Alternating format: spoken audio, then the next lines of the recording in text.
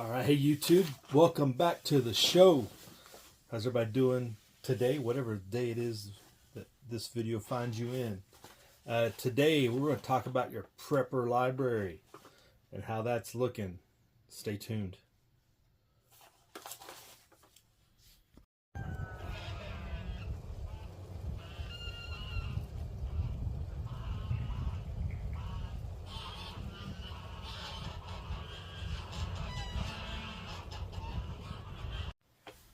All right, so welcome back YouTube.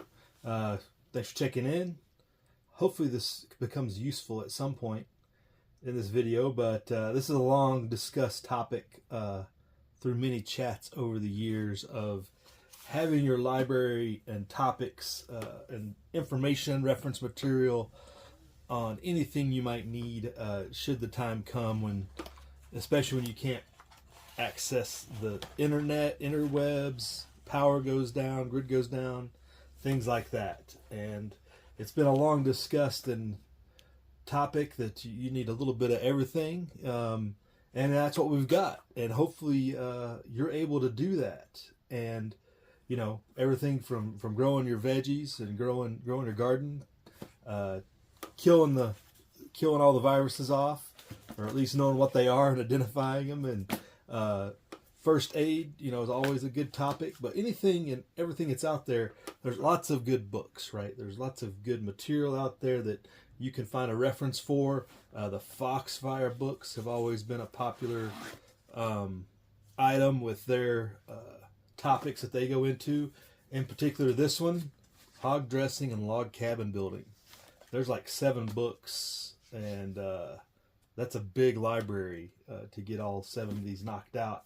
But definitely you can get a wide degree of topics. And then once you get through all the books that you've bought, you got notebooks you keep your information in. You get pamphlets and handouts that you've got. I've got notes in here from years ago on home defense. This in particular is home defense that I made for Tactical Tony when we were discussing setting up a homestead, and I kept it. I've got all kinds of stuff like that later on. You got government checklists you can download. You know, you can download check. You can make your own checklist to have ready. You can download and print government manuals, the ABCs of NBC warfare and survival, if you will. The Bible, what was it called? A public guide to surviving nuclear, biological, and chemical terrorist attacks. All kinds of stuff out there, depending on what you're focused on or you're trying to be prepared for, and trying to hit all the wickets, trying to get all the information into one place in your location, so that if when the grid and the ultimately does go down, the internet, you have the information on hand to go to, and you can find it, right? Obviously, this can get kind of confusing and hard to remember where you put everything. I mean, I've got more books than just this. This is just what I put in here, you know. But we all like to have our information, right? We want to have that information when the time comes that we can't access it through digital electronics. We want to focus on the stuff that's really, really, really important, and have it on hand. And plus, we get older and we forget things, right? So that gets me to the topic of the video. You know, we have all these things, and we have the internet, and our wonderful friend Praxis Prepper, Praxis Homesteading and Survival, I think is his full channel name. I can never remember it, but he made a book, and he called it the Prepper's Cheat Book. And I wanted to discuss this, so I went out and bought this with my own money. He doesn't. I don't think he knows I have it. I think. Well, I did a short, and I had it in the short. But I just want to do a quick review and information for everybody, and ultimately, who I think this book is ultimately good for. And anybody can use this book. It can be used by anybody. It covers the bases. Obviously, it's a reference material for when you can't access everything. But the great thing is it covers a wide variety of subjects in one place. You could say, much like the Foxfire books has a bunch of stuff, or some of your other books you might have. The Small Wars Manual that I have. I got that over here. The Small Wars Manual, FMFM. Everybody that knows it knows. a great reference for counterinsurgency and insurgent warfare if you're trying to prepare for all the things. But this book is preparing for all the things. And really, we talk about the good stuff. I made some notes in here to keep myself on track. The good thing about this, he starts off with water. Probably the best, most important thing right off the bat. If you don't have water, if you know, he talks about containing and trapping water and preserving, purifying water right off the bat. Excellent start to the book. And he goes through a wide variety, and I can go through the table of contents.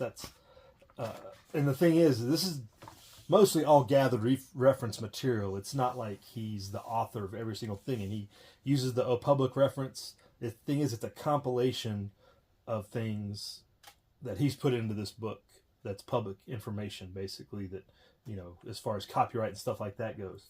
But, you know, he goes through water, sanitation, foraging, garden, the pantry storage, canning, kitchen, orienteering, you know, communications, all the things on that.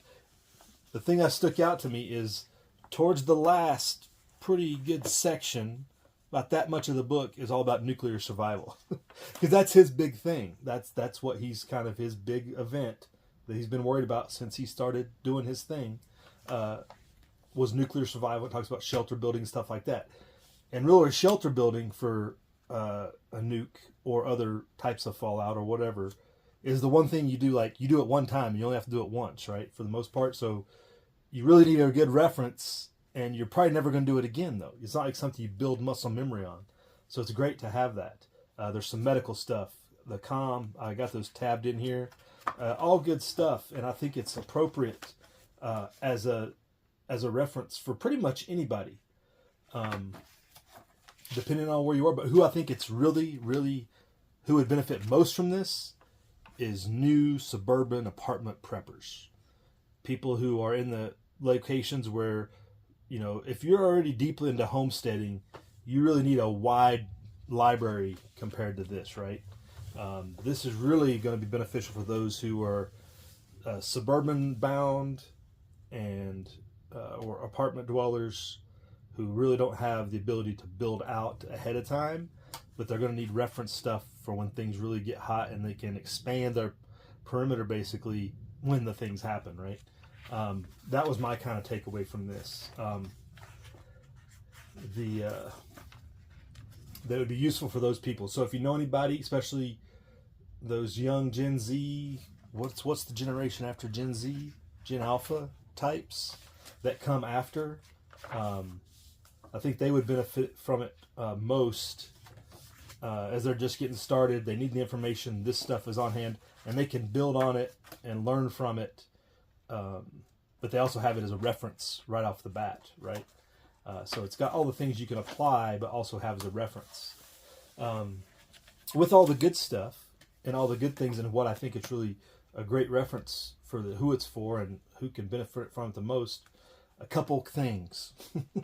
Because there's always got to be some room for improvement. Right now, a lot of this could be limited to the way it was published, the publisher's limitations. But in particular, I took note, the inside pages are blank, front and back.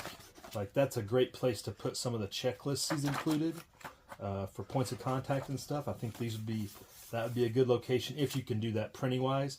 But even though it's not in here, that's open space where you can put your own stuff. And if you were to get this, if you wanted to build it out, you could laminate these pages, put them in a 3-ring binder, remove them from the binder, and add your own stuff on top of it.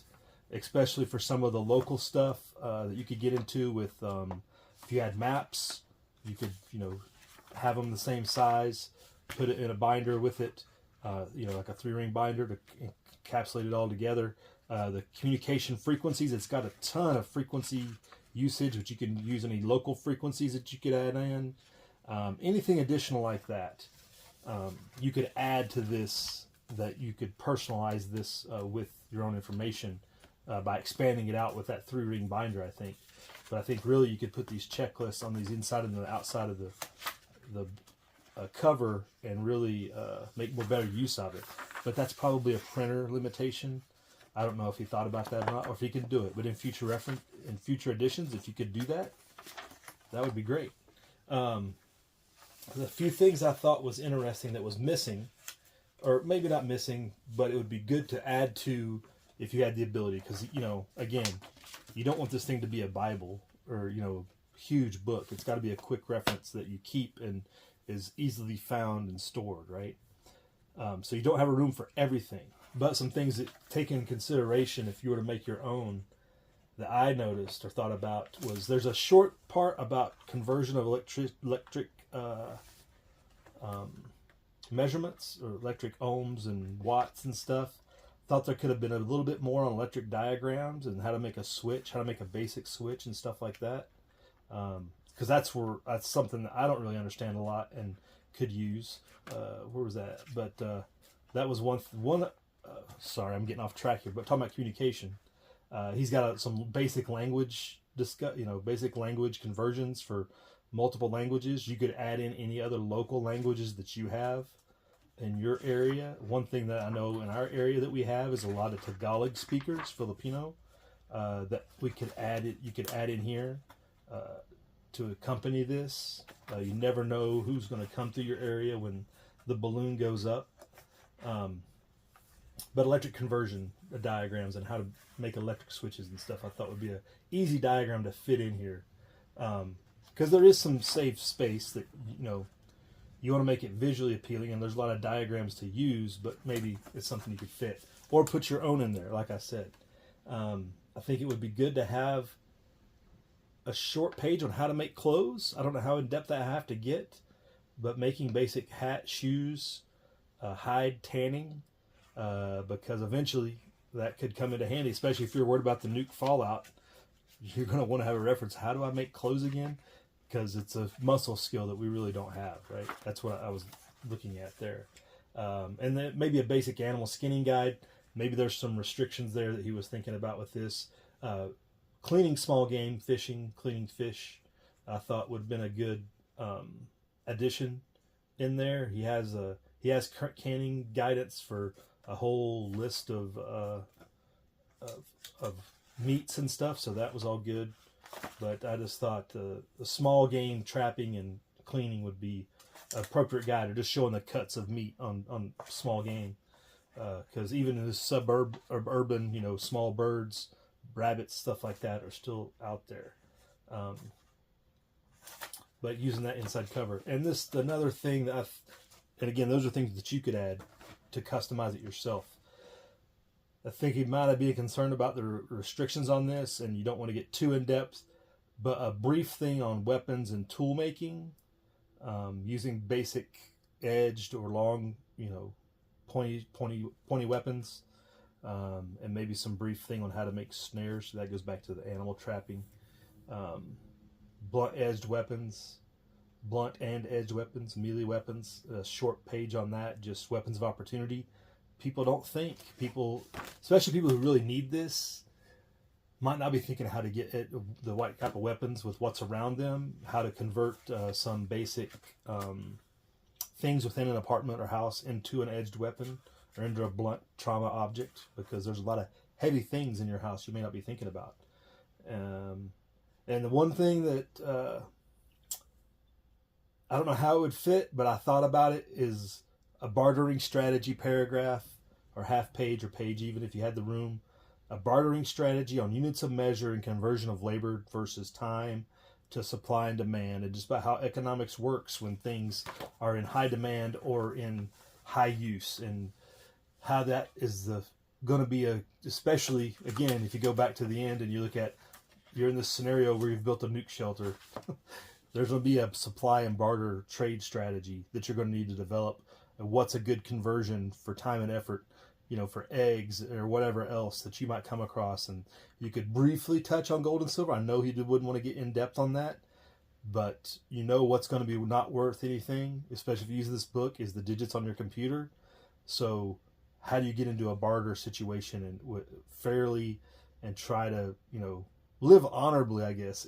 So that can kind of get a little touchy or in depth. So maybe not the best place, but I thought, man, that's something that I think we all need to learn more on, is how are we going to barter? I mean, starting a barter network now is ideal, but especially for kind of who we think this might be best for, they're not really going to have a lot of exposure to that necessarily.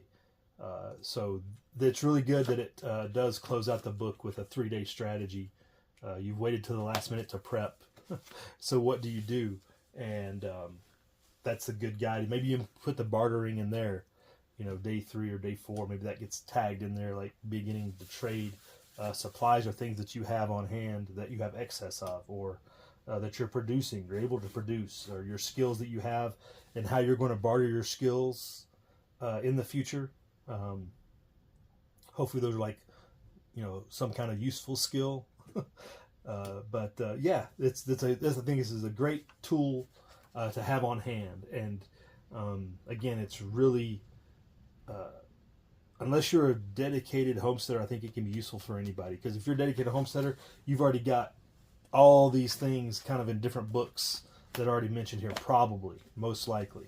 But if you're any type of suburban apartment dweller, prepper, this would be a great reference, I think. And Praxis did a good job putting it together, gives all the reference, and you can always get anything and add it your own little style to make it what is needed for you, right? And that's what part of what prepping's all about, and sharing everything on the interwebs here. Everybody's been doing everything from seed starting to making shelters to there's capturing water.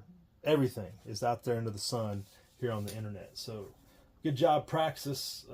Look at his channel. I'll put the links below to where he references the book. I think it's definitely worth the cost. I thank him for putting it together.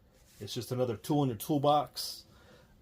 It's not like there's any one size fits all for any of this. So take that for what it's worth. But I think it definitely can have applications for people you might know, if not yourself. You get that kid that's leaving home and has kind of been exposed to the prepping lifestyle at home, and they're going off on their own, like, okay, here's your things you haven't forgot about. Take this with you, go forth, do great things, and build upon it, right? As a reference, because that's kind of the way teenagers are, or 20-somethings.